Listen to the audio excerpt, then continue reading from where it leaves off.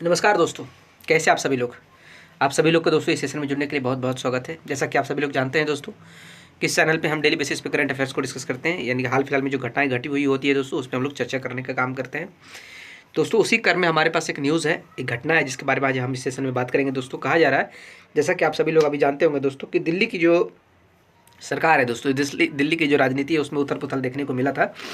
उसके जो पहले जो हाल फिलहाल में मुख्यमंत्री का जो गद्दी पे बैठे हुए थे, जिनका नाम अरविंद केजरीवाल था दोस्तों, उनके द्वारा इस्तीफा दे दिया गया है दोस्तों। क्योंकि अरविंद केजरीवाल आपकी पार्टी के जो मुखिया हैं दोस्तों, यानी सप्रूम में जो है अरविंद केजरीवाल पर शराब घोटाले को लेकर दोस्तों, शराब घोटाले को लेकर उन पे कहानियाँ देखने को मिल रहा था, उन पे आरोप लगाया गया, इसी के बेसिस पे उनको जेल में डाल दिया गया था दोस्तों।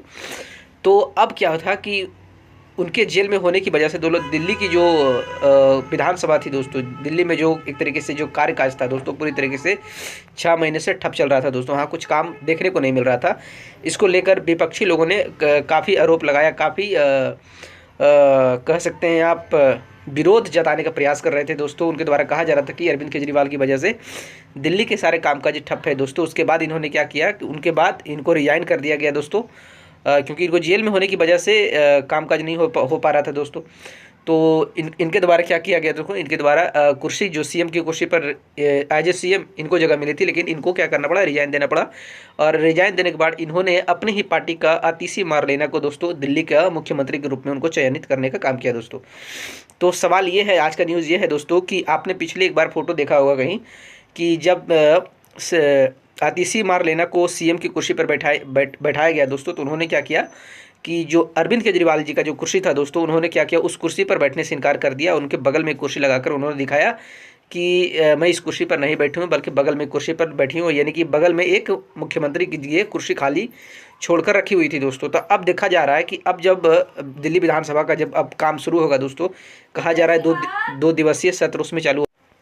तो दिल्ली विधानसभा में 2 दिवसीय सत्र की आज से शुरुआत हो रही है दोस्तों। तो सवाल है कि क्या सवाल ये उठता है दोस्तों कि क्या दिल्ली विधानसभा में भी आतिशी मार्सेलिना द्वारा सीएम की जो कुर्सी होती है दोस्तों, उनके द्वारा खाली छोड़ा जाएगा, या फिर कह सकते हैं वो विधानसभा में भी जो सीएम का कुर्सी होता है उन पर नहीं बैठेंगे दोस्तों। इसी के लेकर ये पूरी न्यूज़ है दोस्तों। आइए इसको एक बार पढ़ते हैं, समझते हैं।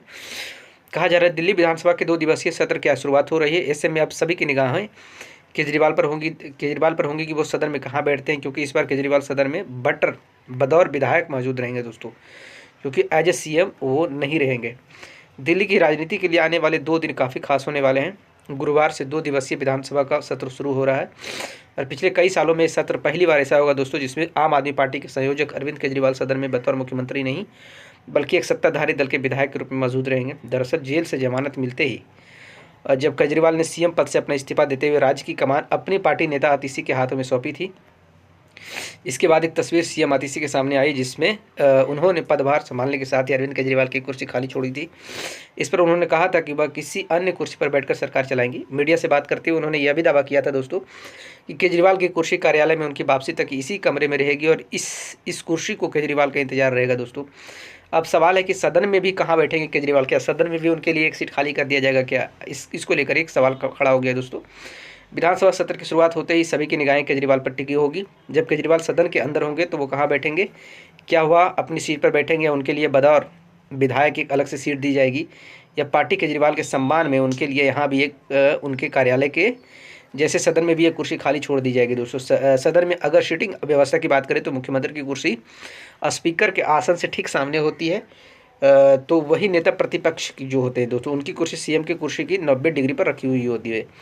गौरतलब है कि दिल्ली में कथित शराब नीति घोटाले केस में बतौर मुख्यमंत्री अरविंद केजरीवाल की गिरफ्तारी और उनके करीब 6 महीने तक जेल में रहने के चलते दोस्तों दिल्ली विधानसभा का सत्र नहीं चल पा रहा था। ऐसे में विपक्ष लगातार आरोप लगा रहा था कि केजरीवाल के चलते दिल्ली की जनता के सारे कामकाज ठप पड़े हैं दोस्तों। ऐसे में अब जब 2 दिन का विधानसभा सत्र शुरू हो रहा है तो विपक्ष आपको घेरने की पूरी कोशिश करेगा दोस्तों, जिस पर सभी की निगाहें टिकी होगी दोस्तों।